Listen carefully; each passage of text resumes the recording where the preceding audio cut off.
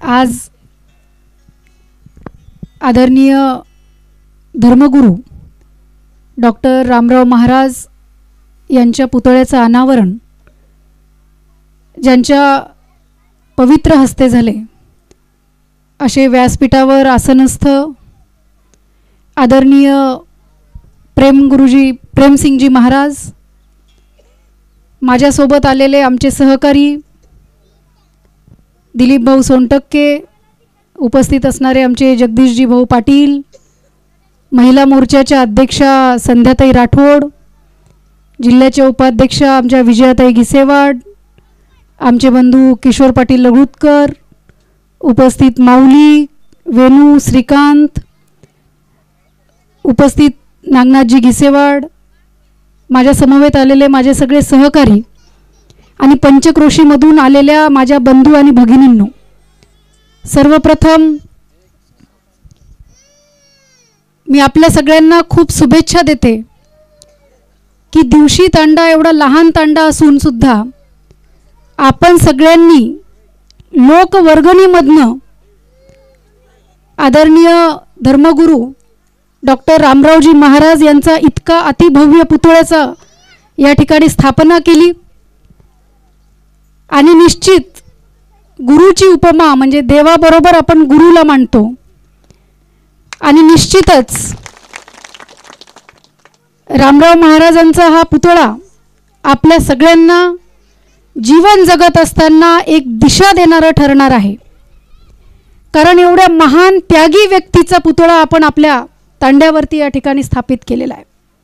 मला आठवतं मागच्या 4 वर्षापूर्वी महाराज देशाचे लोकप्रिय पंतप्रधान आदरणीय नरेंद्र मोदीजी, नांदेड जिल्ह्याचे लोकप्रिय खासदार आदरणीय प्रतापरावजी पाटील चिखलीकरजी हे पोहरादेवीवरती गडावरती त्या ठिकाणी स्वतः आदरणीय डॉक्टर रामरावजी महाराज यांना भेटण्यासाठी त्यांचे आशीर्वाद घेण्यासाठी देशाचे पंतप्रधान त्या ठिकाणी गेले होते.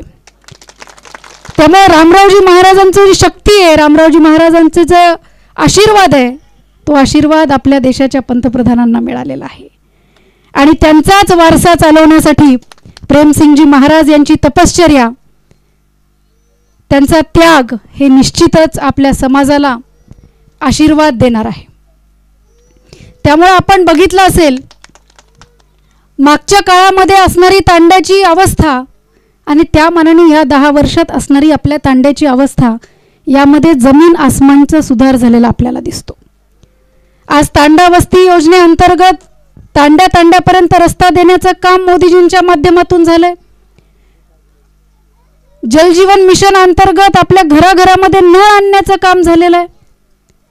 उज्ज्वला गॅस सारखी योजना आली आहे, शौचालयासारखी योजना आली आहे आणि आपण बघतो की गावाच्या कुठेतरी कोपऱ्यामध्ये असणारा हा तांडा आता प्रमुख प्रवाहामध्ये येताना आपल्याला दिसतोय आणि तांड्याचं रूपांतर ग्रामपंचायतीमध्ये करून तांड्याचा संपूर्णतः विकास करण्यासाठी कटिबद्ध असणारे आपले मोदीजी आहेत.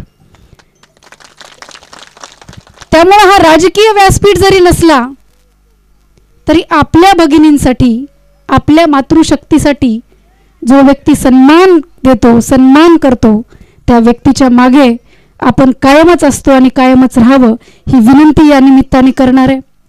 माफ करा, माझ्यासोबत भोसलेताई होत्या, जाधवताई होत्या, आमची सगळ्या जरी नाव राहिलं घ्यायचं भाग्यश्री होती.